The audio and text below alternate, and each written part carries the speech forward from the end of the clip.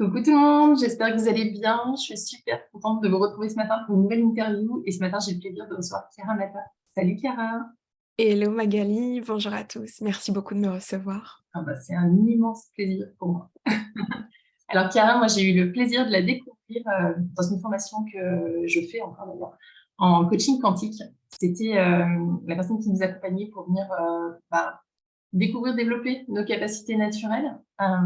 Et moi j'ai adoré son énergie, sa douceur, en même temps sa façon d'aborder les choses à la fois avec un côté très concret qui ramène aussi les pieds sur terre. J'ai envie de dire que c'est hyper important en fait quand on développe justement ce côté qui peut être plus, on a tendance à dire perché, Mmh. et justement de ramener là-dedans un petit peu ouais, de concret, de choses rationnelles. Euh, et du coup, voilà. Et donc, je la suis, j'ai commencé à la suivre sur son profil et sur son groupe Facebook. Et le jeudi, Chiara, elle propose des rendez-vous, des rencontres, hein, où c'est toujours pareil, c'est toujours des moments hyper puissants, hyper riches. Et c'est suite à une de ces rencontres qui portait sur le corps humain, qui était juste captivant. Pour le coup, si vous avez l'occasion, allez voir le replay, c'était vraiment super. J'ai partagé en story et voilà, elle m'a envoyé un petit mot pour me remercier. Et en fait, on a commencé à échanger. Et je me suis dit, non, mais il faut vraiment que je vous la fasse découvrir pour qu'elle puisse vous apporter son expertise parce que je pense que quand on est maman, ou même d'ailleurs de façon plus générale, hein, l'énergétique, c'est quelque chose qui attire beaucoup, voilà, qui nous donne envie, et qui en même temps fait peur parce qu'il y a beaucoup d'abus dans ce domaine-là en l'occurrence. Et j'avais envie que voilà, Chiara puisse nous apporter ce regard justement qu'elle a, elle, sur ce monde-là, pour nous aider à y voir un peu plus clair, pour nous aider à faire les bons choix, et puis pour nous aider aussi au quotidien à guider nos enfants dans ce monde, parce que pour moi, c'est quelque chose qui est important aussi d'amener nos enfants à avoir plus conscience de tout ça, de ces capacités-là, pour voilà, ne pas vivre dans un monde déconnecté. Je pense que c'est aussi, pour moi, c'est aussi un moyen de revenir dans le corps aussi, de ramener les choses à qui on est, à ce qu'on ressent. Voilà, tu nous en diras plus sur ça, mais voilà, c'est pour ça aussi que j'avais vraiment à cœur de la recevoir et de vous la faire, ouais, de vous apporter toutes ces connaissances et toute son expertise. Alors du coup, Chiara, si ça te va, j'avais envie qu'on démarre tout simplement parce que par la base pour moi, c'est est-ce que tu peux nous expliquer un petit peu ce que c'est l'énergétique tout simplement? Oui, bien sûr, avec plaisir. Alors, l'énergétique, au sens large, c'est la science, enfin, c'est la science des manifestations de l'énergie. Donc, il y a différents types de sciences énergétiques. Il va y avoir l'énergétique thermique, nucléaire. Il y a tout un tas de définitions qu'on peut utiliser dans le jargon scientifique pour parler d'énergétique. Aujourd'hui, dans l'énergétique que nous, on va traiter, qu'on va aborder dans ce live, c'est l'énergétique au sens, amené au domaine du bien-être et donc c'est l'énergie que l'on ne perçoit pas, que l'on ne voit pas, enfin qu'on perçoit, mais que l'on ne voit pas à l'œil nu et c'est comment, et bien grâce à l'énergétique, je peux, me sentir mieux, dans mon corps. Je peux potentiellement me libérer de certains maux, de certains traumas, de certaines douleurs, de certains, voilà, de certains traumas, bref, de manière générale. Hem, Nous, c'est vraiment, ce type d'énergétique-là qui va nous intéresser et dont aussi les capacités naturelles qui font partie aussi, intégrante, de d'une forme d'outil énergétique pour aider justement le corps à se libérer, à aller mieux, à, voilà, avancer dans la vie, à réguler notre santé, nos différents systèmes au niveau du corps. Donc les capacités naturelles, ce que j'appelle les capacités naturelles, c'est, ce qui va être médiumnité, magnétisme, capacité d'auto-guérison. C'est, pour moi des capacités qui sont naturelles, heu, puisque pour moi on les a tous. Ce n'est pas réservé à des personnes qui auraient des dons, comme on peut le dire et on peut-être qu'on aura l'occasion d'en parler, mais, c'est des capacités qui peuvent, survenir aussi, après avoir, eu un enfant. Oui, ok. Euh, Aujourd'hui, on a un peu l'impression que c'est un effet de mode. Aujourd'hui, on Mmh. en entend partout, on voit plein de formations, on voit plein de choses qui passent. Il y a un petit côté, tu vois, c'est facile, c'est abordable, genre tu claques des doigts et t'es formé. Enfin, je sais pas si tu as ce ressenti-là, mais moi, je trouve qu'il y a un Ouais. côté un peu, ouais, vraiment phénomène de mode. Est-ce que voilà, tu peux nous donner ton point de vue là-dessus? Oui, bien sûr. Alors, C'est un des métiers les plus vieux, du monde. On n'avait pas encore, découvert l'écriture, qu'on utilisait déjà, des pierres pour, rétablir, l'énergie dans le corps sur, des méridiens. On utilisait, des silex, on prédisait même, on lisait l'énergie, dans la nature, dans tout ce qui nous entourait, au niveau des enfin, chez les animaux, chez les plantes. C'est, on va dire, une des disciplines les plus vieilles du monde, d'utiliser ses capacités d'intuition, de médiumnité. Ça aussi, je pourrais, peut-être en quelques mots, médiumnité, c'est pas tant, communiquer forcément avec les morts, c'est pas tant forcément, voir l'avenir, voir le passé. On l'a attribué au médium, mais la médiumnité, c'est surtout, avoir la capacité de traduire une information que l'on trouve dans notre environnement, qu'il soit visible ou non visible. Donc, c'est vraiment le fait de faire l'intermédiaire, c'est le médium, le moyen entre une information et sa retransmission. Donc en soi, on est tous médiums, c'est en ça qu'on est tous médiums. Après évidemment, on en a fait un métier avec, on l'a catégorisé avec un médium, ça fait ça. Mais en soi, voilà. Donc c'est un des métiers et une des disciplines les plus vieilles du monde. Et bon, il y a eu tout un historique et je vais pas retracer l'histoire, ça, j'en ai parlé, j'ai même fait une masterclass dessus, mais Ouais. si ça intéresse, heu, c'est ouvert et c'est gratuit, vous pourrez la voir si vous voulez dans le groupe. Mais on arrive aujourd'hui à une époque de l'histoire où on a accès à l'information, en un claquement de doigts. C'est-à-dire qu'on a accès absolument à tout. Il y a même certaines personnes qui sont mieux renseignées que certains médecins sur sur le, fonctionnement du système nerveux, sur, la médecine fonctionnelle, sur les fascias, sur, certaines pathologies. On arrive à une ère où on a accès à l'information très facilement, où tout est à portée de main avec, internet, avec les technologies et où aujourd'hui, on a aussi assisté à une grosse remise en question avec, toute la période covid, qui nous a invités à nous recentrer sur l'essentiel et nous faisant aussi retourner un petit peu à nous-mêmes, à nos origines, à: «Mais qu'est-ce que j'ai vraiment envie dans la vie? Qu'est-ce qui compte pour moi? Comment je peux heu, faire quelque chose dans ma vie qui ait du sens?» Et donc on arrive avec cette grosse remise en question de comment je peux amener plus de sens dans ma vie, me reconnecter à l'essentiel et avec du coup toute l'ère de l'accès à l'information hyper rapide. On mélange tout ça et ça donne, et beaucoup de personnes qui ont finalement envie de se former, aussi à la thérapie énergétique, qui ont envie de se former, hem, à des métiers d'accompagnement, qui ont envie de contribuer, dans voilà, à accompagner, à aider les gens à, simplement aussi avoir plus de sens dans leur vie en aidant les autres. Et du coup, on arrive aussi, avec beaucoup, beaucoup d'infos sur, tout ce qui va être, des formations énergétiques, médiumnité, et bref, tout ce qui, il y a encore quelques années, n'était pas encore vraiment démocratisé et restait, qu'on se le dise, tabou encore à l'époque. Hem, donc tout ça a vraiment, créé justement le terrain propice à ce que des formations énergétiques se développent et se développent et se développent et évidemment, quand il y a une grosse expansion comme ça et une explosion de solutions en tout genre, il y a forcément du bon et du moins bon et là, c'est important du coup de faire attention aux personnes chez qui on va, mais aussi aux formations qu'on choisit pour justement se former à tout ça. Est-ce que du coup, tu as des points de vigilance, tu as des trucs à nous donner, tu vois, qui peuvent nous aider justement à savoir, si on fait le bon choix? Oui, clairement, déjà, je pense que c'est primordial d'échanger avec les personnes, alors que vous ayez envie si vous avez, envie de tester des soins énergétiques, de tester, des lectures énergétiques, bon bref, tout ce qui va être un travail énergétique de manière générale, hem, c'est une vraie invitation là à échanger avec la personne, échanger avec le praticien, ressentir, aussi rien que déjà par le feeling, hein, ressentir Oui. si, la personne vous parle, si ce qu'elle vous partage ça résonne avec vos valeurs. C'est déjà prendre contact, toujours, toujours, toujours avec la personne que vous voulez, qui vous accompagne, que ce soit en tant que client de soins énergétiques ou en tant que consommateur de formation, que futur praticien.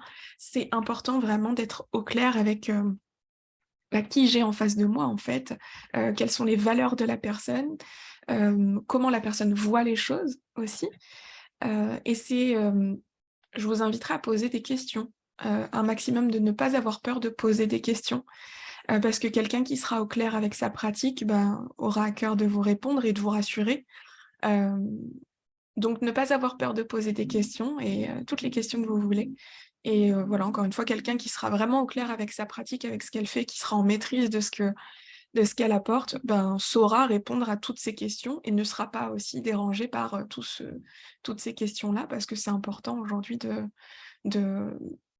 bah, simplement de s'assurer de la sécurité, aussi, émotionnelle lorsque je vais chez quelqu'un parce que se faire accompagner, c'est pas anodin et encore plus en énergétique, c'est pas parce que ça ne se voit pas qu'il n'y a pas de conséquences sur la santé. Au contraire, c'est justement parce qu'on a envie d'un mieux-être qu'on y va. Donc si on se dit qu'on peut aller mieux, c'est que potentiellement il y a aussi des risques qu'il se passe d'autres choses. Donc c'est vraiment très important voilà, d'échanger. Ça va être vraiment le premier gros tips, que je peux Ouais. donner.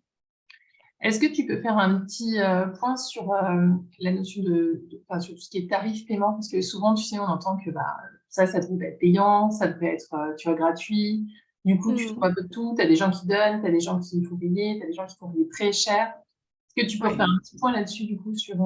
bien sûr, ouais, avec plaisir. Ça, c'est un j'aime beaucoup en plus aborder ce point-là. En fait, pendant très longtemps on m'entend bien? Parce que je crois qu'il y a Ouais. ouais, parce qu'il y a Non, les non. travaux juste à côté, ça Ah perce, non, c'est non, tout. non. On n'entend que OK, toi. Tout va bien. super. Hem, En fait, il y a ah punaise, désolée, c'est super fort de mon côté, mais Ah c'est bien mince. si le micro le capte pas, c'est très bien. Non, oui, ok, c'est Hem, ça. OK, en fait, au fil du temps, on a eu, un certain nombre de croyances qui ont été héritées, de voilà, des siècles derniers, voire des millénaires, derniers et qui nous ont invités justement à ce que, le le côté, soin, à l'autre, accompagnement à l'autre soit, vu comme quelque chose d'offert, de gratuit ou du troc. Et ça, c'est vraiment quelque chose qu'on a hérité, du Moyen Âge, à l'époque où, justement, quand on disait qu'on avait des dons, parce que c'était Dieu qui, Oui, avait donné le pouvoir de guérison de base à l'Église et c'est l'Église elle-même qui conférait le pouvoir de guérison à la base au roi. Donc quand il y avait des personnes du peuple qui, avaient ce pouvoir de guérison, c'était quelque chose alors d'incroyable et en même temps, quelques années plus tard, ça s'est transformé un petit peu en chasse aux sorcières, avec d'autres raisons aussi, où les femmes ont été au cœur aussi de de grosses, ouais, il s'est passé pas mal de choses à ce moment-là, pendant une centaine d'années, mais par rapport aux capacités, on a, toujours, soit donné l'accès gratuitement, parce qu'on estimait que c'était un don de Dieu, soit on faisait du troc à l'époque. Donc c'était plus on faisait des offrandes aux personnes qui avaient ce qu'on appelait la main guérisseuse, aux rebouteux, aux médiums, on leur faisait des offrandes, on venait leur offrir, bien souvent c'était de la nourriture, donc des poulets, des fruits, des légumes. C'était, vraiment voilà, c'était le «moyen» entre guillemets de rétribuer la personne qui, nous offrait ces services. Aujourd'hui, évidemment, on fonctionne plus comme ça.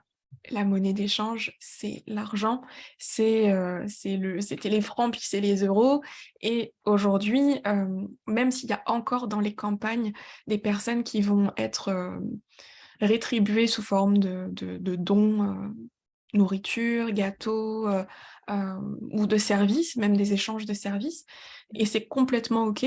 Bah, il y a quand même maintenant des personnes qui sont aussi au clair avec le fait que, ben, je suis en train de donner un service et comme aujourd'hui, on a aussi changé de mode de fonctionnement, ben, c'est normal aussi d'avoir une rétribution au goût du jour qui est l'argent qui va me permettre de payer mon loyer, de payer le local où je reçois. Hem, c'est comme ça qu'aujourd'hui ça fonctionne donc Moi, personnellement, je suis hyper au clair avec le fait que des personnes, demandent une rétribution financière, parce que c'est comme ça que ça fonctionne aujourd'hui. On a une réalité qui n'était pas celle, d'il y a quelques centaines d'années, des millénaires, avec l'électricité, avec tout ça. Aujourd'hui, bah, on a des factures à payer, on a des locaux à payer, on a des charges, d'URSSAF, on a des taxes, on a des impôts.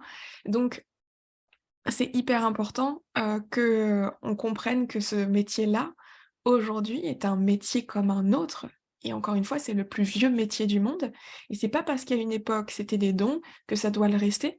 Je pense que c'est important qu'on évolue avec notre temps par rapport à ça. Ne serait-ce que pour la justesse aussi de l'échange, C'est ce que j'allais heu dire, pour l'équilibre aussi entre donner et recevoir.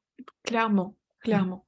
La justesse de l'échange et on remarque aussi, en tant que praticien que, ben, quand une personne est prête à mettre un certain tarif, ben, on remarque aussi que les transformations et ce que la personne est prête à engager sur soi comme, comme moyen financier va être à hauteur aussi parfois, alors c'est pas toujours, mais parfois d'une transformation qui va être grande parce qu'il y a une implication financière à hauteur de l'implication, qui va être, partagée dans le soin et on Mm. remarque que, ben, des fois quand on met un certain prix et ben, on va avoir beaucoup, plus d'effets alors que on pourrait se dire que ça n'a aucun lien et pourtant, bah, c'est l'engagement qu'on y Ouais. met. Hem, Néanmoins, je pense que c'est important que la personne, le praticien, pratique des tarifs qui sont justes pour lui en fonction de plusieurs choses. En fonction de son expertise, du nombre d'années d'expérience, en fonction de sa spécialité, si le praticien a une spécificité particulière, hem, comme, tout bon spécialiste, il y a des personnes qui vont être, plus spécialisées sur, des mots, émotionnels, d'autres sur, des ouah, on peut partir dans plein d'autres choses, hein, que ce soit, du karmique, du transgénérationnel. Hem, En gros, il peut y avoir des praticiens qui vont avoir différentes spécialités et je pense que le bon tarif, c'est celui qui convient à la fois au praticien et qui peut rester accessible à la personne qui le qui choisit. Alors tout est relatif parce que dans l'accessibilité, il y a Oui, il y a différents paliers. différents niveaux, différents paliers. Il y a des personnes qui vont être prêtes à mettre, hem, 80, 100, 130, 200, 300, puis parfois même 400 € dans un accompagnement ou même dans une séance qui va être transformatrice. Ça, je pense que c'est à chacun de voir, midi à sa porte par rapport à ses propres moyens et par rapport à la problématique qui a besoin d'être résolue aussi. Donc, évidemment que si, on a une personne qui est ultra qualifiée, ultra spécialisée, qui a énormément d'expérience et qui fait payer 40 €, moi je me dirais, attention, voir aussi que la personne, ce soit juste pour elle par rapport à son expertise. Donc là, c'est plus du point de vue du praticien, peut-être penser à revoir les prix et du côté du client, encore une fois, de bien être au clair avec la problématique qu'on a envie de résoudre, être au clair avec ce que le praticien va être en mesure aussi d'apporter comme soin, comme solution, comme explication, Ouais. hem, pour pouvoir engager un prix. Et il y a des fourchettes de prix, il y en a pour tout, tu vois? Il y a du 60, du 70, du 80, il y a du, 90, 100, 130, 200, 300, 400. Ça dépend encore une fois vraiment de la problématique et de ce que tu veux, hem, de ce que tu veux résoudre, de ce que tu veux être prêt à investir. Je pense pas que parce que tu mets cher, c'est forcément des charlatans, parce qu'il Ouais. y en a des il y a beaucoup de charlatans à 60-80 €. Oui, c'est sûr. Heu, Tu vois? Donc je Ouais. pense que Ouais. c'est, ça, c'est vraiment de l'ordre de chacun de pouvoir voir ce qui est juste, de pouvoir voir ce qui est juste pour soi et pour l'autre. Moi, ce que je faisais, c'est qu'à l'époque, je pratiquais, donc j'avais aussi les frais de fonctionnement, l'URSSAF et cetera. Moi, je pratiquais 130 € ma séance. Par contre, je savais avec quoi la personne allait repartir parce que j'avais eu un échange avec elle. Je Ouais. savais que je pouvais l'aider. Ouais. Quand, je ne peux pas l'aider, je dis non, heu et je renvoie vers quelqu'un d'autre Ouais. et puis surtout, si c'était une personne qui n'avait pas les moyens, je proposais des modes de paiement en plusieurs fois ou exceptionnellement, je faisais un rabais, mais vraiment dans des cas hyper exceptionnel parce que c'est important aussi que la personne se donne les moyens, de pouvoir accéder aussi à ça. Alors évidemment, quand c'est des cas, vraiment, très, pas très très, très, très, très modeste, là évidemment je faisais un geste et j'avais même une petite catégorie sur mon site internet pour des situations particulières, voilà, sans personnes sans ressources, étudiants, demandeurs d'emploi, faites-moi un petit mot. Ouais, Je pense que c'est important de ne pas fermer la porte aussi aux personnes qui ont vraiment envie d'être aidées et qui n'ont pas les ressources, ouais, heu, mais c'est important aussi de voir la justesse dans ce qu'on apporte, donc c'est trouver l'équilibre dans tout ça. carrément. Est-ce qu'il y a du coup des sites de confiance, des endroits où on peut trouver un praticien, tu vois, quand on ne connaît pas du tout? Est-ce qu'il y Alors a ou est-ce que c'est au pire de la ouais. chance, tu vois? Écoute, aujourd'hui, à ma connaissance, il en existe, que très, très peu. Il y en a un qui est lié à un syndicat, des magnétiseurs, mais c'est un syndicat qui aujourd'hui, n'a pas vraiment d'actualité. Donc je ne sais pas dans quelle mesure tous les praticiens sont réactualisés en termes d'éthique, de déontologie, de pratique aussi. Je sais même pas s'ils sont encore en service. Par contre, moi d'ici peu, il y a le label, Light Up Academy qui va voir le jour et donc sur mon site internet, on pourra retrouver les praticiens, qui ont été formés par mes soins et qui ont une pratique qui a été, vérifiée, Ouais, cadrée, sécurisée et surtout où il y a eu, évidemment un gros travail, à la fois de connaissance du corps, mais aussi d'éthique dans ce que j'apporte. Donc on pourra retrouver tous ces praticiens, sur le site internet très bientôt, c'est en construction. tu nous feras savoir, du coup? Ouais, bah, bien sûr, Pour que je bien puisse, sûr, tenir au courant aussi, parce que pour le coup, je pense que ça, c'est vraiment quelque chose, c'est un vrai plus. Enfin, pour le coup, je pense que c'est important aussi et on sent que d'ailleurs le bien sujet te sûr. tient à cœur, pour le coup. Ouais, énormément. Bah, comme on en parlait tout à l'heure, on a une recrudescence de formations, de praticiens Mmh. avec, le contexte actuel. C'est génial. Enfin, moi, je trouve ça super que les personnes puissent s'ouvrir à ça. Plus on sera nombreux à se rendre compte qu'on a ces capacités et plus, pour moi, le monde se portera mieux aussi. Par contre, je pense aussi que pour pouvoir pratiquer et accompagner quelqu'un d'autre, il y a un vrai travail qui a besoin d'être fait. C'est pas en 2 jours que ça se fait, c'est pas en un week-end. Pour moi, il y a une vraie, pédagogie à avoir. Il y a un vrai cadre à comprendre aussi pour accompagner quelqu'un. On a la santé des personnes entre les mains. Encore une fois, même si c'est, sur du non visible, Ouais, c'est pas parce que ça ne se voit pas que ça ne peut pas avoir d'effets, négatifs aussi, qu'on se le dise. Donc, il y a tout un cadre à avoir et ça, c'est hyper important, que clients comme praticiens, comme, formateurs, on ait la conscience qu'aujourd'hui, dans un contexte comme celui-ci, on a encore plus besoin d'avoir quelque chose de solide comme formation, comme encadrement, hem, parce que sinon, c'est vrai qu'on va vers des dérives et puis j'en vois tous les jours donc j'en vois tous les jours. Aujourd'hui, c'est vraiment quelque chose qui me tient à cœur de pouvoir lutter aussi contre les dérives, de sensibiliser sur tout ça parce que, bah, j'ai des récits toutes les semaines de personnes qui me relatent des faits, enfin des trucs, voilà, des trucs de fou quoi sur, des symptômes où elles se sentent encore plus mal qu'après une séance. Ça, c'est pas normal. ouais, ouais, Ça, carrément. c'est pas normal. Mmh. Donc ouais. Mmh. Mmh. Est-ce que tu peux, revenir un petit peu plus sur, à quoi ça sert justement, Ouais. d'aller voir, ces personnes-là? C'est voilà, est-ce que tu peux développer un petit peu plus dans ce domaine-là? Bien sûr, alors à quoi ça sert? Ça dépend encore une fois du praticien, du thérapeute que tu as envie de voir, que vous avez envie d'aller voir. Il y a des praticiens, il y a des médiums, il y a des thérapeutes énergétiques qui vont être, hem, dans une posture, en fait, ça dépend de votre besoin sur l'instant T.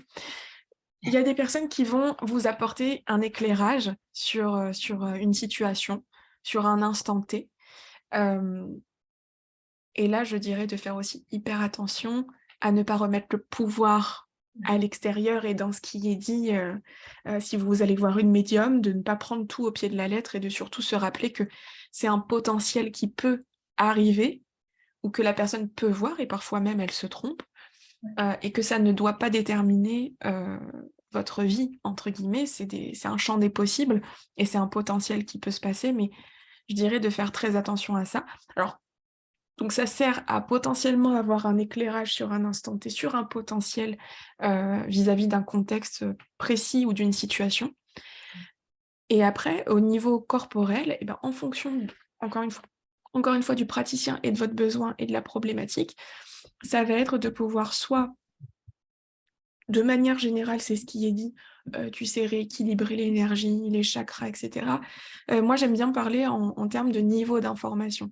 Il y a des personnes qui vont être à même de traiter, le niveau, conscient, Ouais. donc le fait de ramener à la conscience en par l'échange, par des mots. C'est ce qu'un coach peut faire, c'est ce qu'un psychothérapeute peut faire aussi. C'est de pouvoir faire remonter ce qui n'est pas dit à la conscience et de le verbaliser. Donc ça, c'est un premier niveau qui peut être fait aussi par les thérapeutes énergétiques. Il y a un second niveau qui va être le niveau émotionnel, subconscient. Donc c'est là comment je peux, aussi, modifier, améliorer, faire évoluer mon schéma de pensée et comment je peux me libérer émotionnellement. Et ça aussi, via un soin énergétique, on peut libérer des émotions qui sont engrammées, stockées dans le corps, des émotions qu'on n'a pas exprimées, Ouais. qui sont latentes et qui créent des tensions, au niveau du corps, et qui, à terme, sur du court terme, peuvent créer, des maux, bénins, mais sur du moyen long terme, peuvent créer de vraies pathologies et des maladies chroniques. On sait aujourd'hui que le stress, l'anxiété, peuvent créer des maladies et ben, pour toute forme d'émotion, c'est exactement la même chose. Donc ça acidifie le terrain, ça crée des blocages et en fait, le rôle de l'énergéticien ou du thérapeute énergétique, va être d'aider le corps à justement se libérer de ces blocages pour, redynamiser le terrain, lui permettre, de récupérer ses fonctions et surtout de pouvoir, repartir aussi plus léger et parfois, du coup, de carrément, se soulager de certains maux quoi, même de certaines maladies, si on peut même, aller jusque-là. Voilà, ça dépend encore une fois de chacun, ça dépend du praticien, il y a beaucoup de facteurs qui rentrent en compte pour pouvoir arriver à ce résultat. Ouais. Même il peut être prévisible, nous on le voit dans la Light Up Academy justement, comment on peut obtenir ce résultat avec différents facteurs et comment on peut optimiser, ce qu'on va apporter aux personnes. Donc vraiment, ça va être, pour revenir à ta question, ça va vraiment être différent en fonction des praticiens et de ton besoin, mais globalement, ça peut aller de recevoir un message, gagner en clarté sur une situation, à, conscientiser, ce qui se passe pour moi dans mon corps, à aller libérer le corps et Ouais. après à un niveau plus subtil, aller libérer même d'autres énergies, hem et là après on n'y croit pas, dans le domaine du spirituel, mais force est de constater qu'il y a quand même des choses de dingue qui se passent aussi, dans ce côté-là. Donc voilà, je sais pas, karmique, transgénérationnel, évidemment que voilà, il y a plein de choses qu'on peut aller aussi, toucher grâce à l'énergétique et pour moi, c'est pour ça aussi que je fais ce boulot-là parce que c'est le moyen pour moi, le plus complet pour traiter, pour aider les personnes. Ouais. Parce qu'on peut toucher tous les niveaux d'information. Le niveau conscient, le niveau émotionnel subconscient, le niveau fonctionnel au niveau du corps, comment mes organes, mes systèmes fonctionnent, le niveau, aussi, transgénérationnel, puisqu'on peut aussi libérer, des choses, des fardeaux qu'on a hérités, hein, de nos générations à génération. Il y a la partie plus subtile avec, si je me sens aussi un petit peu embêtée, empêchée dans mes énergies, qu'est-ce qui peut, un petit peu m'embêter? Hem et puis il y a vraiment, en fait, c'est tellement complet, c'est tellement riche que pour moi, c'est vraiment l'énergétique, c'est le raccourci qui permet vraiment heu, d'aller là où on a besoin, en fonction de ce qu'on a à traiter. Du coup, j'ai 2 questions qui me sont venues. Ouais. La première, est-ce que ça peut marcher si on n'y croit pas vraiment? Tu vois, tu parlais tout à l'heure qu'on y croit, on n'y croit pas sur notamment quand on part sur le karmique, sur ces choses-là. Est-ce que malgré tout, tu vois, quelqu'un qui se dit: «Bon, j'y crois pas vraiment, mais j'ai pas d'autre ressource, je m'en sors plus, enfin, tu vois, j'ai essayé plein de choses, il y a rien qui fonctionne». Est-ce qu'il y a quand même, tu vois, ça peut quand même lui faire quelque chose ou en fait, on va fermer les portes quelque part, tu vois, ne pas recevoir en fait ce que va nous donner le Mmh. praticien. Est-ce que du coup, voilà, est-ce que ça joue ou est-ce que tu penses que malgré tout Ça peut aller. Ouais. Alors avant, j'étais hyper catégorique sur cette question parce que je disais qu'effectivement, quand on n'y croyait pas, ça pouvait pas fonctionner. Aujourd'hui, je serais moins catégorique et beaucoup plus nuancée. Pour moi, tout dépend de la pratique. Heu Quand on est sur de l'énergétique, par exemple, en présentiel, où on va toucher, les personnes, où on va être sur, plutôt de l'ordre du tissulaire et qu'on va aider le corps aussi, hein, c'est de l'énergétique, un peu comme de l'ostéo. C'est aussi dans certains, alors pas le structurel, parce que là, on est vraiment sur une partie plus mécanique, mais, quand on est sur de l'ostéo tissulaire, il y a un échange d'énergie qui se fait avec le praticien. On est sur de l'énergétique aussi. Le kiné, c'est pareil. Alors après, encore une fois, si on est sur des mouvements seuls, de l'ordre du mécanique, enfin, voilà. Mais par contre, quand il y a un échange, il y a du toucher, il y a une intention qu'il y a derrière. Pour moi, on est déjà sur le domaine de l'énergétique. Donc, hem, la question pour y répondre, heu, quand on est sur quelque chose de l'ordre du tissulaire, il y a pas besoin d'y croire parce qu'en fait, le corps lui-même va avoir, a sa propre intelligence et va réagir, plus ou moins. Par contre, je te dirais que si on va sur un domaine qui est plus subtil, donc de l'ordre du quasi spirituel, heu, Ouais. si on va sur des choses de l'ordre du karmique, de l'ordre des entités, de l'ordre de ce alors, je dis spirituel, en vrai, je pourrais aussi le placer vraiment dans de l'énergétique rationnelle, ça dépend comment on voit les choses. Moi, aujourd'hui, je vais le mettre dans le sac, spirituel. Je pourrais avoir plus de nuances, mais ça sera pour un autre jour. Ça marche. Hem, du coup, si on va sur cette partie-là, je pense sincèrement que oui, il y a besoin un minimum d'ouverture. Hem, En fait, le principal, c'est pas forcément d'y croire, mais c'est de ne pas être fermé. Oui. Parce que lorsqu'on est fermé, on sait la puissance, du cerveau humain, on sait notre pensée créatrice, on sait ce qu'on est capable de créer par nos pensées et si on a envie de se bloquer, on peut se bloquer littéralement et on peut se bloquer énergétiquement juste par la force de notre pensée si on n'y croit pas et qu'on n'a pas envie. Donc ça met comme une forme de protection et là, le praticien, il peut essayer de pratiquer comme il veut, Oui, ça ça va pas fonctionner, les résultats seront pas les bons, ça sera pas comme, ça sera soit inefficace, soit il y aura très, très, très peu d'effets. Heu, donc c'est important de ne pas être fermé, ça c'est sûr, mais d'y croire complètement et d'être hyper renseigné dessus, pas forcément, tu vois? et est-ce que tu penses, notamment si on part sur la première partie où tu expliquais si quand il y a du toucher notamment, quelqu'un qui serait quand même, tu vois, qui teste parce qu'on lui a dit: «Essaye ça, tu vois, ça peut pas te faire de mal d'une certaine manière», Mmh. mais qui est quand même assez fermé. Est-ce que tu penses qu'il peut y avoir une espèce d'effet, marche arrière? C'est-à-dire que sur le moment, ça va effectivement faire du bien, mais la personne est tellement persuadée, tu vois? Je pense par exemple aux personnes qui ont des douleurs mécaniques où, tu vois, par exemple, il va y avoir, de l'arthrose, des choses comme ça, où du coup dans la tête, tu vois, il y a le lien qui se fait, bah, de toute façon, si j'ai de l'arthrose, je touche forcément. Alors qu'aujourd'hui, bah, notamment avec les fascias, on a prouvé, hein, que la douleur ne vient pas forcément du fait qu'on a de l'arthrose, mais plus, Complètement, voilà, de la rigidification de nos fascias. Est-ce que clairement. tu penses que tu vois quelqu'un sur qui on va venir justement travailler la souplesse à ce niveau-là? Donc au niveau du fascia, tu vois, on est venu travailler et du coup, ça peut ramener, bah, voilà, diminuer en tout cas la douleur, mais si la personne derrière, elle se dit: «Bah, de toute façon, moi j'ai de l'arthrose, je suis condamnée entre guillemets à avoir mal, Mmh. on peut rien faire pour moi». Est-ce que tu penses que du coup, ça peut, tu vois, ne pas avoir d'effet du fait que la croyance est forte? Clairement, en fait, alors c'est pour ça aussi que c'est important, à mon sens, et là c'est vraiment ma vision pour le coup, que, les praticiens, les thérapeutes énergétiques, tous de manière générale, les personnes qui vont accompagner, soient dans une démarche d'autonomiser la personne Ouais. et d'expliquer les choses, d'expliquer ce qui se passe pour justement que les croyances changent aussi, en même temps que le travail est en train d'être effectué. Parce que sinon, comme tu le dis, tu peux avoir une séance qui soit hyper bénéfique pour la personne. Elle va rentrer chez elle avec ses anciennes croyances. Elle va recommencer à recréer un schéma de pensée qui va favoriser la douleur et donc, ben, en fait, ça va avoir un effet pansement sur le moment, mais on va pas aller à la cause, on va pas aller à la source et ça sera jamais résolu.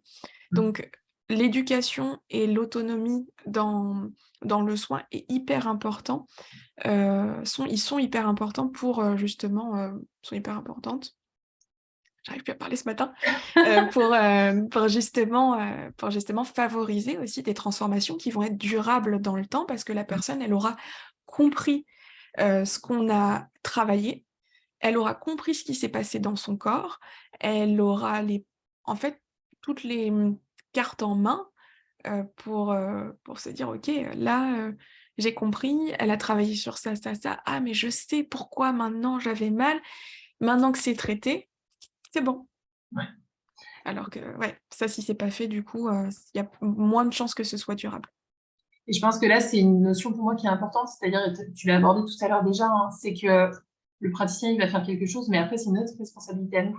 C'est aussi, on Clairement, revient justement dans ce côté auto-guérisseur quelque part, tu vois, où c'est aussi notre responsabilité de venir, pas forcément renforcer, mais en tout cas aller dans ce sens-là. C'est-à-dire que c'est aussi travailler sur nos pensées, travailler sur nos émotions.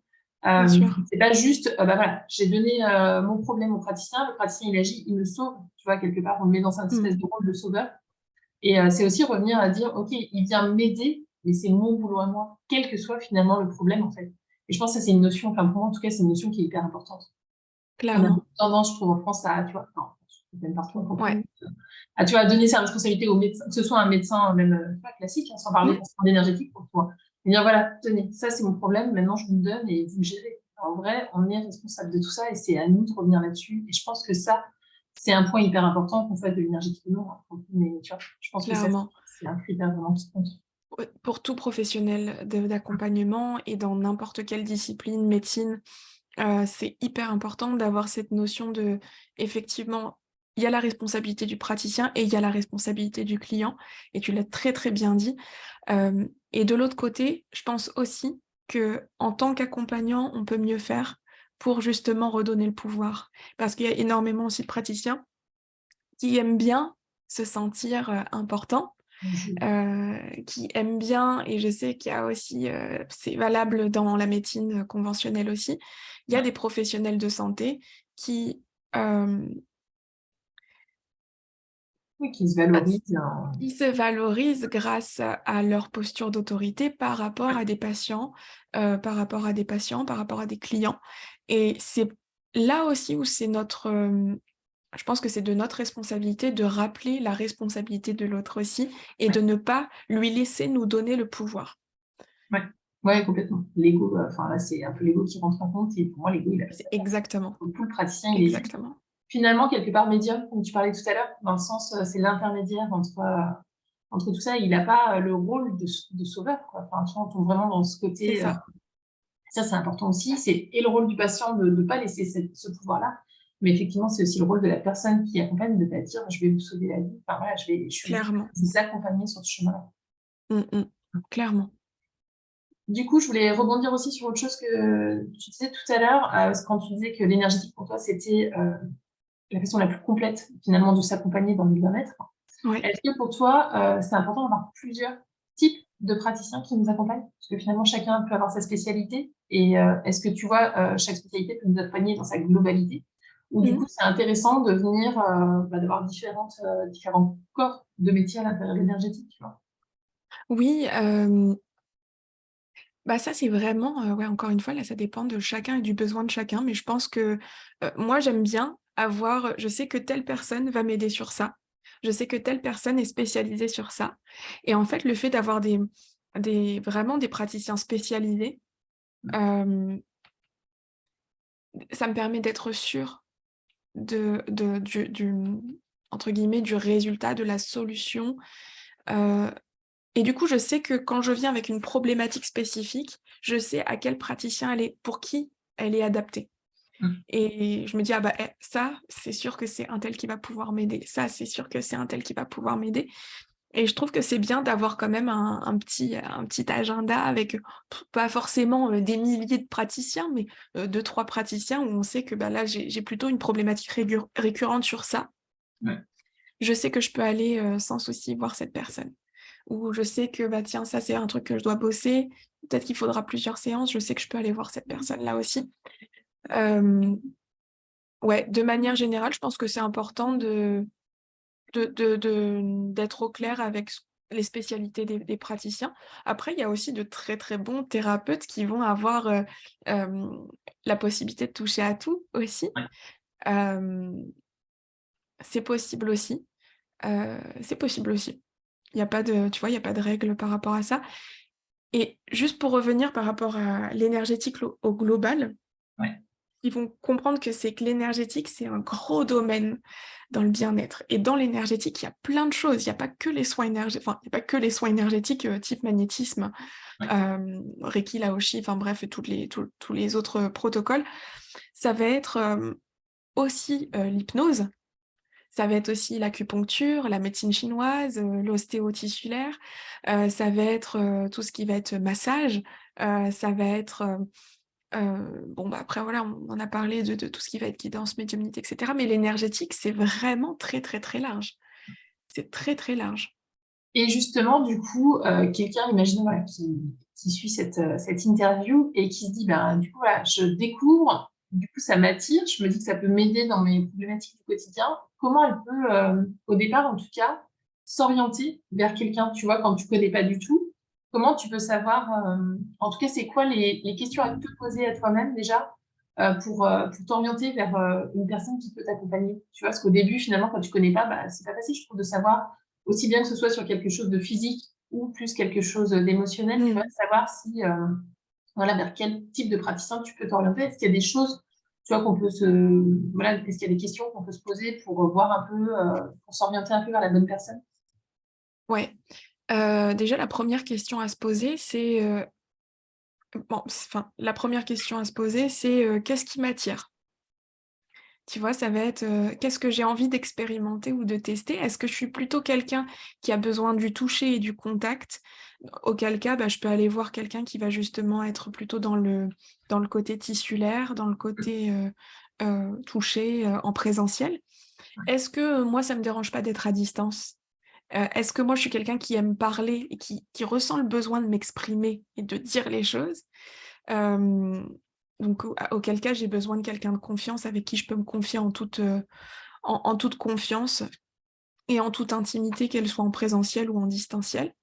Est-ce que j'ai envie, je sais pas, d'avoir, de tester des choses peut-être plus spirituelles? Parce que je sais aussi que des fois, il y a de la curiosité, sur ces sujets-là, donc est-ce que j'ai envie d'expérimenter aussi ce côté-là?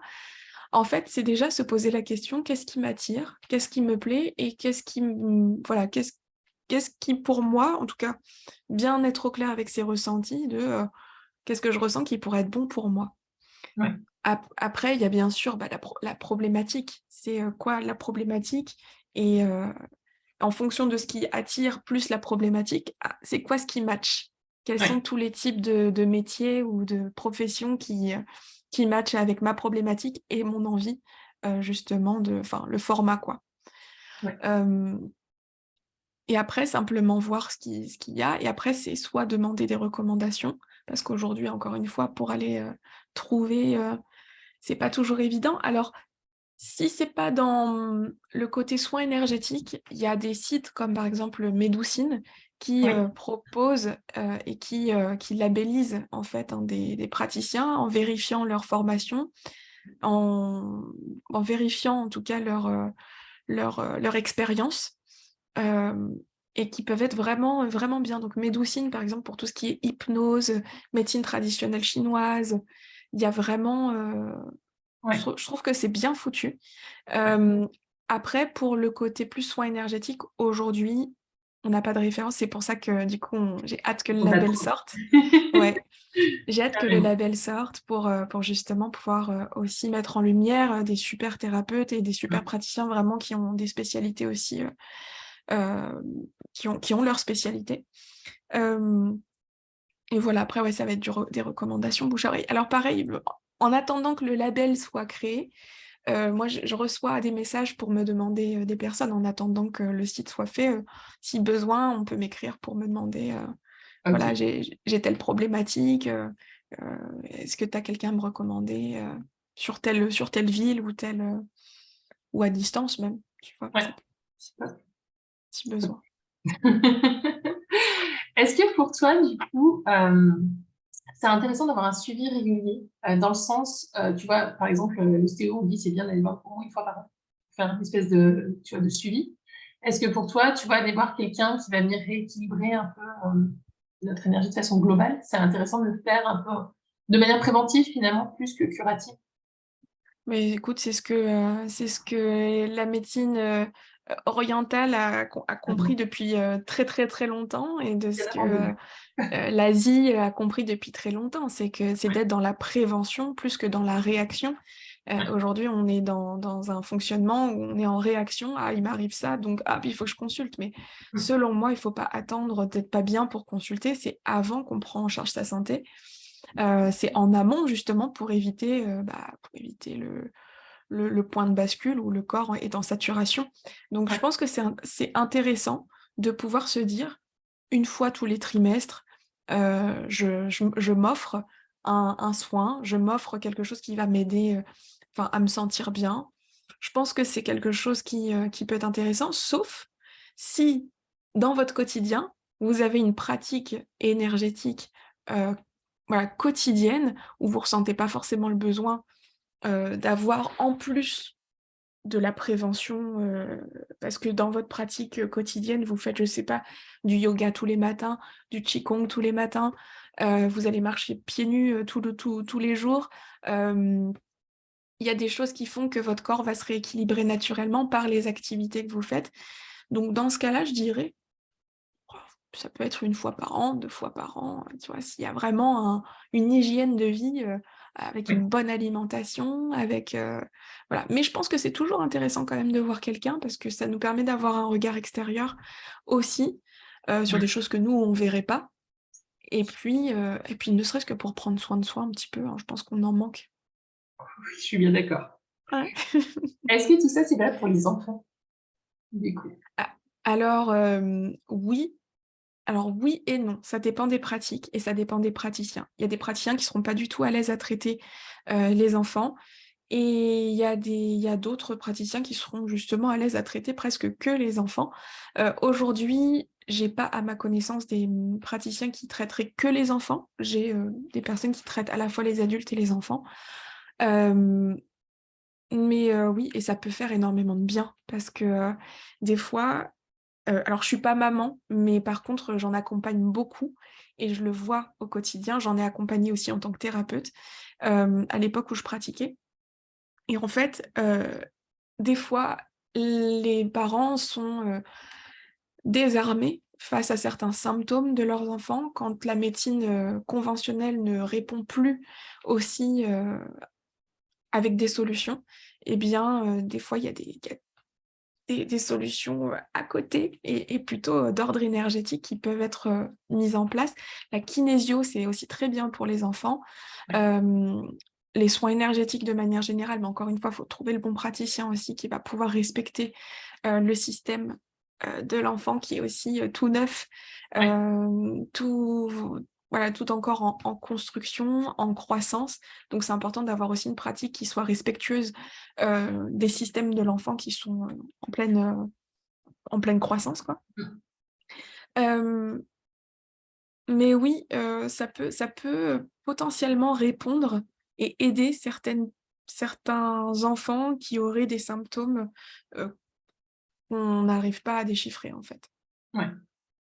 Et est-ce que de la même manière, c'est intéressant qu'ils aient quand même un suivi régulier?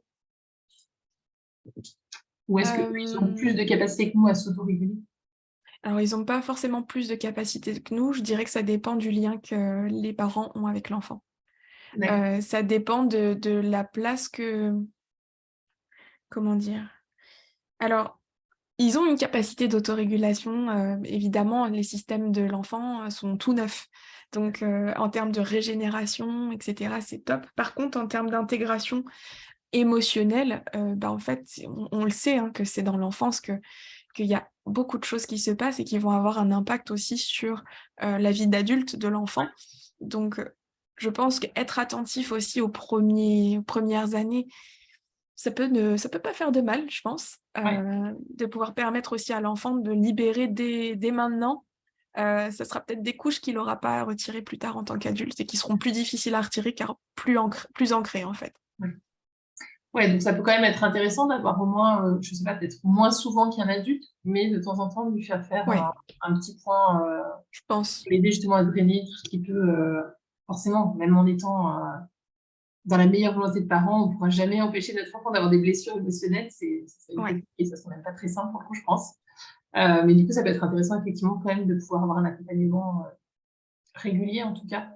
Clairement et puis ce qu'il faut aussi se rappeler, même si je sais que, bah, les mamans, à mon avis qui te suivent doivent être hyper, j'imagine, très, à l'écoute et très lucides sur tout ce qui se passe, sur toutes les pratiques, en ce moment. Mais qu'on se rappelle aussi que l'enfant, hem, de 0 à 7 ans, enfin de 0 à 7 ans et même plus encore, j'irais même un petit peu plus loin, ça c'est plus, tu vois, vraiment dans la théorie qu'on nous dit ça, dans les livres, Mmh. dans les trucs. Mais en réalité, heu, même encore après, parce qu'on continue de créer des neurones jusqu'à, 20 ans, je crois, quelque chose comme ça.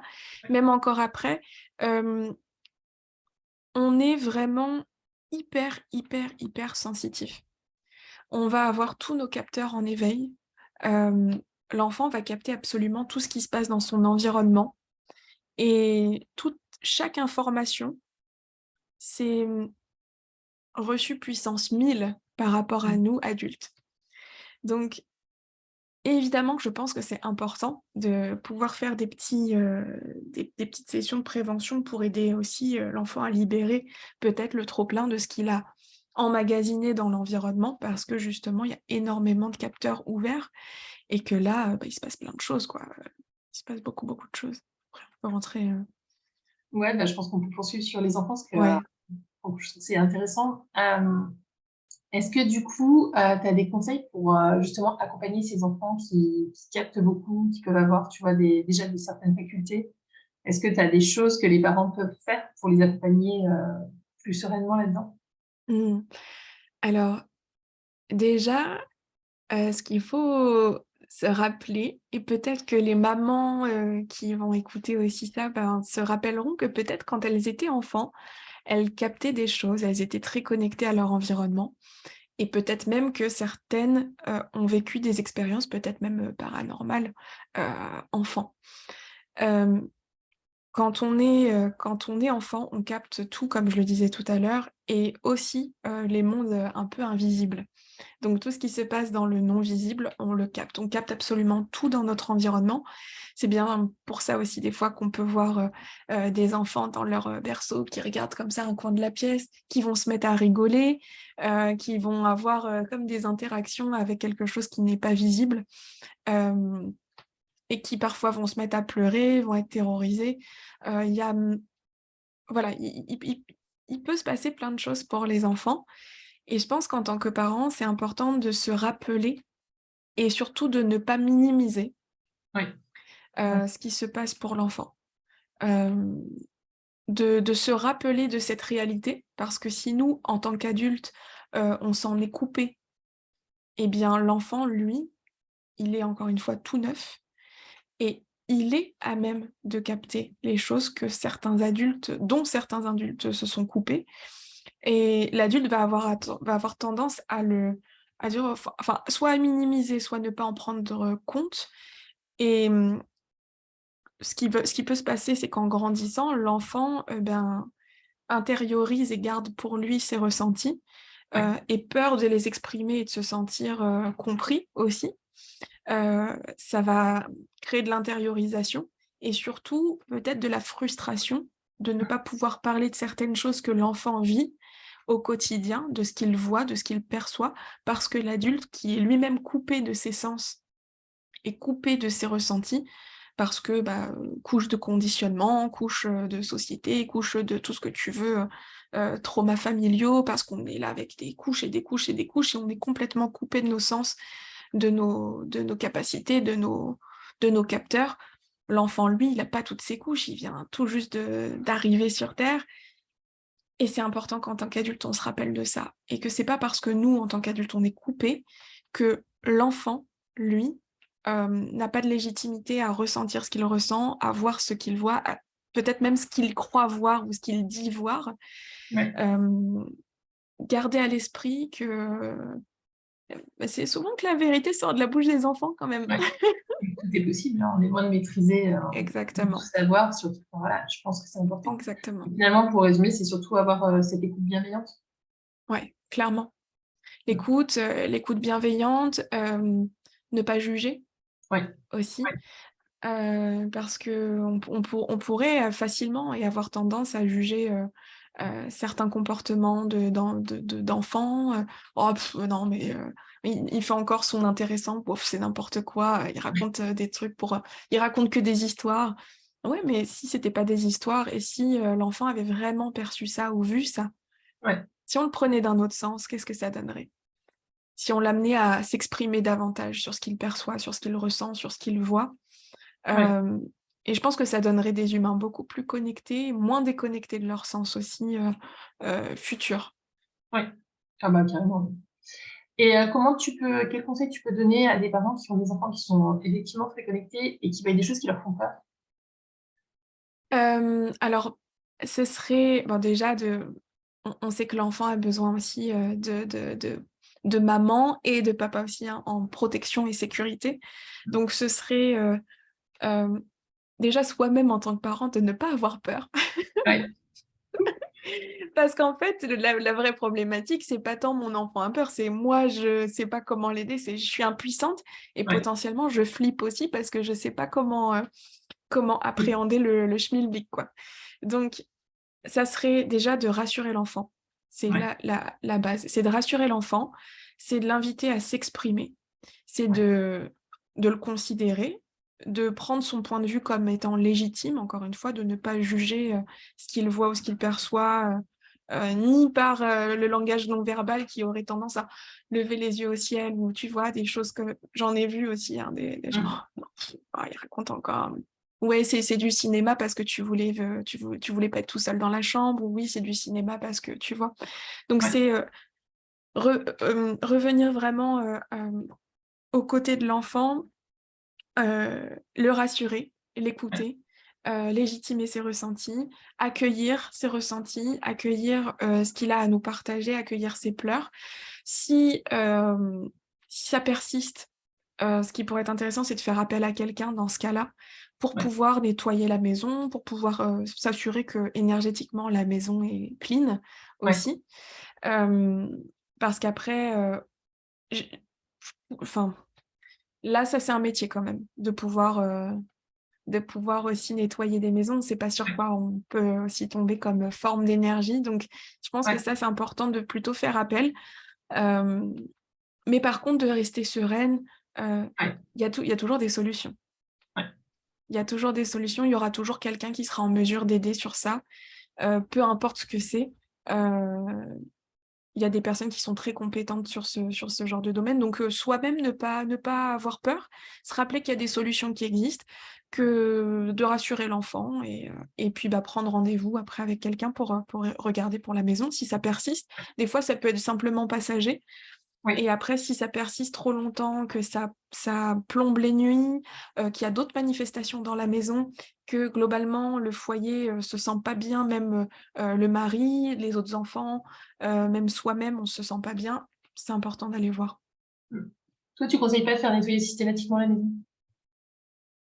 Ben, Enfin, au moins une fois alors enfin, de temps en alors déjà une fois quand on arrive dans les lieux, ouais, ça pour moi c'est important. Une fois quand on arrive dans les lieux, quand on prend possession des lieux dans lesquels, si c'est le 1 fois qu'on rentre, mmh, ça pour moi c'est important de faire un premier nettoyage et ensuite, hem, de temps en temps, quand on ressent que la maison est chargée, ouais, après il y a des solutions qui sont qui sont naturelles et qui sont très faciles à mettre en place. C'est, ouvrir les fenêtres, faire rentrer du soleil, faire rentrer de la lumière, faire des bains de lumière, des bains de soleil, bains de vent, vraiment recycler, l'énergie, recycler, l'oxygène de la maison aussi. Hem, Ça peut être, alors moi je suis pas forcément, outil, tu sais, les pierres, les choses comme ça, ouais, pour moi, c'est pas forcément mon truc, mais ouais, pour les personnes qui se sentiraient attirées par ça, pourquoi pas, j'ai envie de ouais, dire. Hem, il y a aussi des fumigations qui sont possibles, on connaît, hein, la sauge, les choses comme ça qui peuvent être possibles. Alors petit point quand même important pour la sauge, c'est que la sauge, est un neutraliseur, donc ça vient neutraliser à la fois le bon, à la fois le moins bon. Donc quand on fait des fumigations à la sauge, ce qui est important, c'est voilà, de bien imprégner la pièce pour qu'il y ait vraiment une grosse, vraiment un gros, comment dire, grosse chape de fumée là qui soit, voilà, qui prenne bien tout. On pose l'intention que ça nettoie. Ensuite, c'est vraiment ouvrir les fenêtres. On fait sortir tout ça. On aide la pièce à évacuer la fumée. On fait des courants d'air, et cetera. Et une fois que ça c'est fait, c'est refermer et recharger en joie, préparer des bons plats, remettre de la vie, mettre de la musique, danser, chanter et c'est vraiment recréer de la joie et ça va être hyper important. Hem, Parce que si on utilise de la sauce juste comme ça, il y a des risques aussi, après d'attirer d'autres choses parce qu'on n'a pas rempli avec de la joie, on n'a pas Et oui, rempli et par expérience, là c'est pas de la théorie, c'est vraiment, par expérience. J'ai eu plus de visites en utilisant de la sauge qu'en utilisant d'autres choses beaucoup plus naturelles, simplement en ouvrant les fenêtres, ouais. en posant une intention, en faisant rentrer de la lumière, hem, voilà et puis après on sous-estime aussi enfin, on pourrait sous-estimer, le fait de ranger la maison, mais Ouais, ranger la maison aussi, ça fait partie du nettoyage important, énergétique. Ouais. carrément. Ouais, ça c'est clair. Mmh. OK, merci. Avec plaisir. Du coup, pour revenir sur les enfants, est-ce que tu as des conseils à nous donner pour justement nos enfants, restent, connectés, tu vois, restent en lien avec ces capacités justement qu'on les coupe pas, de tout ça et que, bah, qu'ils grandissent pas en étant aussi, coupés de toute une partie en fait de la vie finalement? Ouais. Alors, en fait, ça va être très simple, enfin, on le sait, puis, bah, vous le savez aussi en tant que maman que du coup, c'est vraiment le côté, l'enfant n'apprend pas ce qu'on lui dit, il apprend ce qu'il voit. Donc de manière générale, si dans le quotidien, dans le foyer, il y a une ouverture sur ces sujets-là, naturellement, il va pouvoir garder aussi l'ouverture sur ces sujets-là. Hem, En fait, voilà, en fait, c'est pouvoir, soi-même rester ouvert, en parler librement, avoir des moments vraiment de discussion, sur ces sujets-là, quand ça fait sens, bien sûr. Ouais, Hem Ça peut être, très fun, hein, aussi, de pouvoir, raconter des petites histoires, mais tout en abordant justement ce monde un peu de l'invisible, parler des capacités de: «Ah bah, tu sais, regarde, maman, elle te pose la main là, elle met l'intention que ça aille mieux, tu vois, ça va mieux. Bah, toi aussi, tu as cette possibilité de le faire». Moi, je sais que j'ai pu le faire des fois quand je vois, mes petits cousins, mes petites cousines, ça m'est arrivé de bien sûr, toujours avec l'autorisation aussi des parents, d'aider un petit cousin, voilà, qui s'était ouvert, qui s'était fait mal et ben, de montrer à sa sœur: «Tiens, regarde, pose ta main comme ça, tu vois? Bah, toi aussi tu peux le faire et papa, maman aussi peuvent le faire. Tout le monde peut le faire. C'est possible».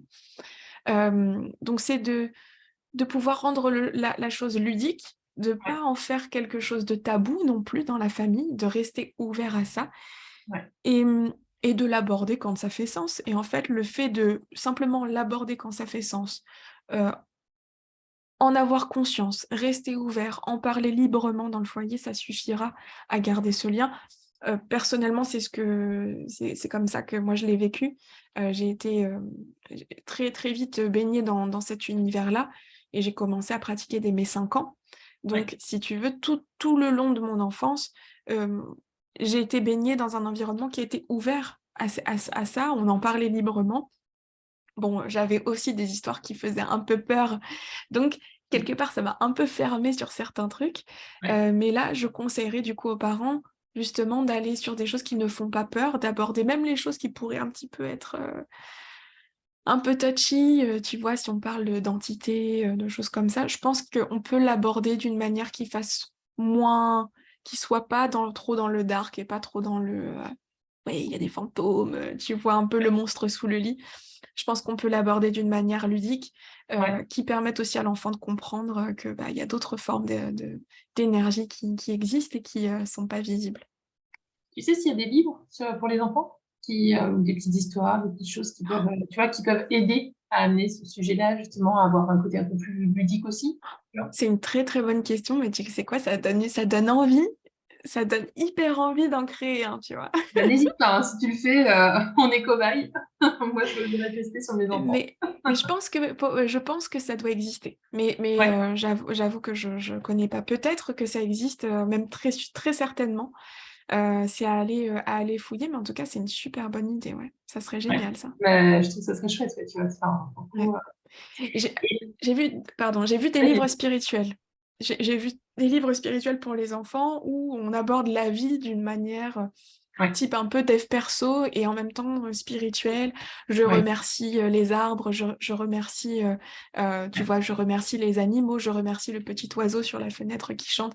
Il y a des choses comme ça, tu vois? J'avais vu, des livres, en ce sens, mais sur les capacités, je suis pas sûre.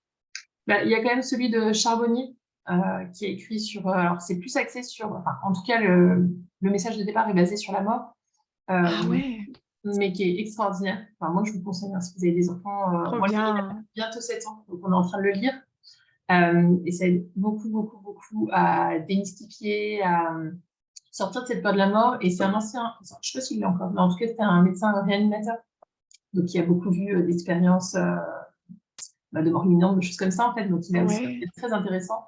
Et justement, il amène ce regard-là sur les enfants de façon très ludique, je trouve.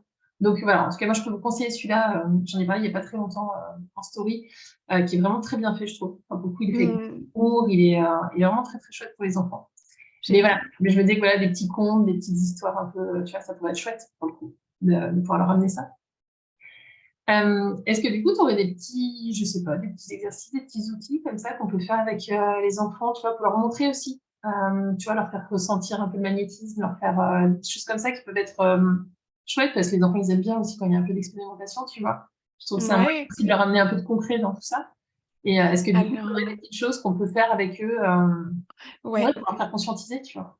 il y a alors ça peut être, alors on n'est pas sur du alors ça dépend. Je vais vous en proposer plusieurs.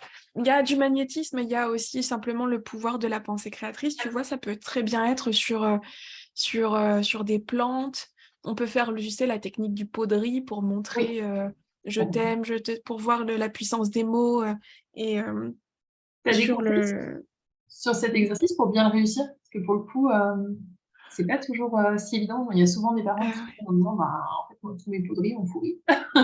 Ah ouais? Ah bah, après ça dépend. Ah ouais, peut-être. Écoute, en fait, moi je l'ai pas fait. Je l'ai vu faire, mais je ne l'ai Ouais, pas fait.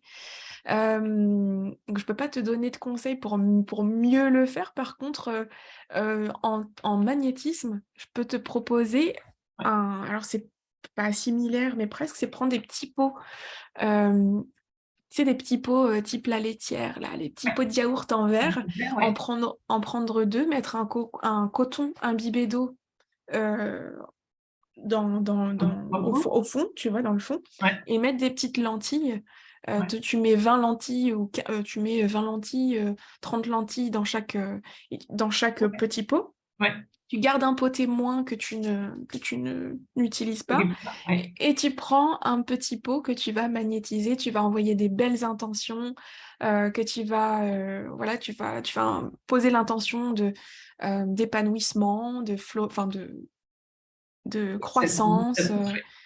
et cetera, et donc après tu peux voir la différence entre les 2, entre celui qui a été magnétisé avec l'intention et Ouais, celui qui ne l'a pas été, et voir comment ça comment ça réagit. Ça, pousse. c'est sympa. Ouais, ça, c'est intéressant, ouais. En plus, ce Ouais, petit principe, graine germée là, c'est chouette pour les enfants. ouais, oui, en plus, ça leur montre aussi comment ça fonctionne, donc c'est, double intérêt. Ouais, Top, c'est chouette ça comme exercice. Vous mettrez les photos, si vous le faites? Vous nous posterez? carrément. C'est chouette. Et est-ce que du coup, pour les mamans, justement, il y a des petites choses qu'elles peuvent faire dans le quotidien, bah, déjà pour elles, pour se sentir mieux et puis, bah, pour aussi pour accompagner leurs enfants? Est-ce qu'il y a des petits, ouais, des petits tips, des petites choses, qui peuvent faciliter? Oui, alors, bah, alors déjà, bon, prendre soin de la maison, ça c'est quelque chose d'important, à la fois pour Ouais, soi, mais pour la famille de manière générale, et pour le sommeil, et cetera. Donc ce que j'ai partagé tout à l'heure, hein, faire des courants d'air, aérer, faire des bains de soleil, des bains de lumière, poser des intentions. On peut allumer une petite bougie aussi, pour poser une intention de purification, de simplement le faire avec de la conscience, hein. Il y a pas besoin d'être énergéticien, tu vois? Ça, c'est vraiment à la portée de tous. C'est mettre de la conscience sur ce que l'on fait, sur les intentions que l'on pose quand on fait les choses et rien que ça, c'est énorme. Oui, La puissance de notre intention est suffisante pour nettoyer, pour purifier, pour recharger. Donc ouais, je dirais que déjà nettoyer la maison en ce sens, déjà, ça fait du bien. Et ensuite pour soi, pour soi, ça peut être exactement la même chose. Moi, j'aime bien, quelque chose de très, très concret, c'est d'aller marcher pieds nus dans l'herbe, ouais, poser l'intention de se décharger à la terre et surtout, là, par contre, où pour moi c'est hyper important, c'est qu'on soit bien au clair avec ce qu'on fait de l'énergie dont on se décharge. Hem, c'est, d'être responsable aussi de ce que devient l'énergie. Donc c'est poser l'intention que cette, énergie dont on se décharge serve à créer quelque chose, de beau, une ressource, qu'on n'envoie pas juste pour envoyer et dire: «Ah bah salut, merci, la terre, tu m'as bien, tu tu vois, tu m'as bien dépollué». C'est ouais, vraiment, pouvoir aussi être créateur nous-mêmes de nos poubelles. C'est, qu'est-ce que de en fait, comment je veux les recycler? ouais, Ces poubelles-là dont je suis en train de me libérer, qu'est-ce que j'ai envie que ça devienne? Et c'est vraiment avoir la conscience de OK, là, j'ai envie que ça crée des ressources je sais pas, tu vois, pour les arbres dehors, ou pour les gens, dans la rue, de ouais, manière générale, ce qu'on veut. Ça peut être vraiment ce qu'on veut. Ça, c'est vraiment quelque chose qui est important, à mon sens. C'est d'être vraiment responsable de ce que devient l'énergie quand on se nettoie ouais, et toujours avoir à l'œil et garder la conscience de on est créateur, donc on peut créer aussi des ressources. ouais, On peut transmuter les choses. On a ouais, ce pouvoir ouais, créateur. ouais. OK. Voilà. Alors je sais pas si ça te va comme exo? Bah, dites-nous Si aussi un commentaire pour ceux qui sont avec nous, si ça vous, si ça vous parle, si, voilà, si vous avez envie qu'il en profiter aussi rapidement pour, répondre aux questions si vous en avez, donc profitez-en, je regarde pas parce que mon téléphone est en-dessous, pour suivre sur Facebook pour voir s'il y a des questions, mais profitez-en, c'est l'occasion. Mais, ouais, bah, c'était déjà super riche, je trouve, c'est chouette. Est-ce que tu vois quelque chose que tu voudrais ajouter? hem, quelque chose que je voudrais ajouter, je dirais qu'on est tous c'est d'avoir bien la conscience qu'on a tous ces facultés, tous ces capacités en nous, Mmh. que ces capacités-là, elles peuvent revenir si c'est un choix et si c'est une envie, elles peuvent revenir aussi, facilement, qu'on peut apprendre à les développer pour soi, pour ses enfants. C'est possible aussi. Hem ouais et que le monde et l'environnement, qui nous entoure est bien au-delà de nos perceptions, matérielles et physiques. Ouais, carrément. Juste, du coup, je rebondis rapidement sur ce que tu disais, quand on a envie, en tant que maman, de développer justement ces capacités, on a envie de pouvoir, sans vouloir devenir praticienne, tu vois, mais juste Mmh. pour pouvoir, voilà, pour la famille, hein. Est-ce que tu as des conseils, du coup, de formation à suivre ou de livres ou tu vois? Ouais, alors, écoute, alors si c'est simplement pour la famille, je dirais qu'il y a des petites formations présentielles qui peuvent être faites, qui peuvent enseigner un protocole, tu vois, type. Ça peut être utile pour la famille. Moi après, tu connais mon positionnement aussi sur le côté protocolaire, Ouais, mais là, c'est plus pour de l'accompagnement pur. Là, si c'est vraiment pour la famille, une fois de temps en temps, je dirais que ça peut faire l'affaire. Bien s'assurer que ça corresponde à nos valeurs, que ça nous ouais, parle aussi ouais, avant. Hem, ou alors, simplement expérimenter déjà au quotidien. Expérimenter au quotidien, les messages qu'on peut recevoir, expérimenter au quotidien quand, par exemple, mon fils se cogne et que j'ai naturellement envie de mettre ma main. Alors il y a ouais, un réflexe, qui est aussi, très, mécanique, fonctionnel avec, les capteurs, bref, des fascias. Il y a des choses qui vont se libérer aussi pour soulager la douleur, mais il y a aussi un côté énergétique, apaiser le mal. Hem, c'est expérimenter au quotidien déjà, ces capacités-là en tant que maman. Hem, rester à l'écoute aussi, prendre exemple sur son enfant, en fait. Ouais. Oui, génial. Prendre exemple sur son enfant, l'enfant qui s'émerveille, qui est en découverte, ouais, l'enfant qui s'émerveille, qui est en découverte de tout, qui découvre le monde, qui découvre son environnement, c'est revenir à cet état-là de découverte pour, hem, pour permettre aux capacités justement de revenir, tu Ouais. vois? Hem, mais oui, donc sinon, ouais, pour en revenir concrètement à ta question de comment je peux pratiquer pour ma famille. Il y a des possibilités déjà d'expérimenter dans le quotidien. Il y a des petites formations qui sont possibles. Il y a des livres. Après, moi, encore une fois, comme j'ai un avis assez particulier sur les protocoles, j'aurais pas de livre précis à Mmh. recommander parce que je pense que ça, c'est à chacun, faut voir ce qui parle. Ouais. Hem et puis sinon, là, très bientôt, d'ici, je spoil, mais d'ici peu, on va aussi, créer quelque chose pour pouvoir aider les personnes à développer leurs capacités, à pouvoir les utiliser voilà, au quotidien. Tu nous feras savoir? Oui, en plus, Il y a plein c'est vraiment le d'informations, format hein. ouais, c'est un format qui va être hyper accessible, tu vois? Ça va être un format hyper accessible où on pourra s'entraîner, tout ça, ça va être, sympa. Donc ça peut être aussi quelque chose qui peut aider.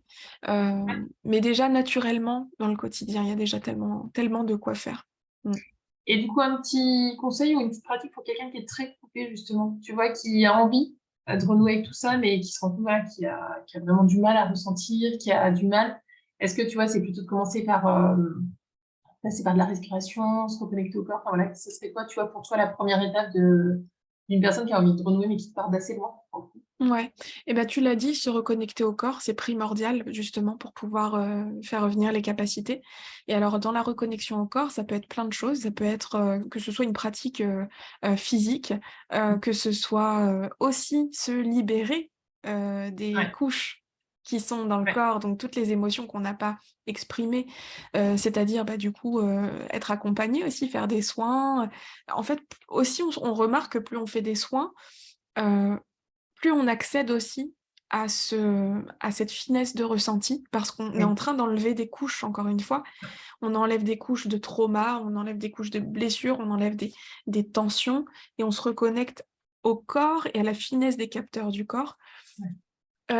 Donc faire des soins, mais sinon une pratique très simple à faire à la maison, qu'on peut faire tous les jours et ça aussi c'est un truc, c'est tout simple, mais c'est la base, c'est de se faire un scan Oui.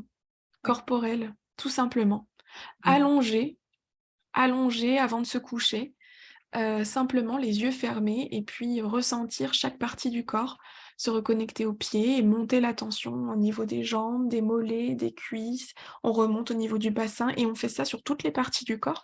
Ça va, permettre de restimuler les capteurs sensoriels aussi et la proprioception, mais surtout, de ressentir, vraiment, le vraiment d'affiner nos perceptions, Mmh. kinesthésiques, de même de visualisation, c'est vraiment complet comme exercice et pourtant c'est très, très, très simple et c'est hyper Ouais. sous-estimé. Mmh. Et souvent le plus simple finalement est souvent le plus efficace. Ouais. Merci, je crois qu'on a pas mal fait le tour déjà pour, Ouais, pour un aujourd'hui. un 1er jet. Ouais. Les personnes qui ont envie de te suivre justement, qui ont envie de continuer à suivre, ce que tu proposes, elles peuvent te retrouver comment du coup? Directement sur mon profil Facebook Chiara Mata OK. et puis il y a le groupe, gratuit après où il y a beaucoup, beaucoup de contenu. Comme tu l'as dit tout à l'heure, tous Mmh. les jeudis, il y a live avec des sujets, spécifiques. On traite l'énergétique, mais d'une manière aussi, rationnelle, comme on a pu le voir là, hein, dans le live. Ouais. On a vraiment parlé, de choses plutôt rationnelles, pragmatiques, même si on aime aussi le côté spirituel, qu'on se le dise, hein, on en parle aussi.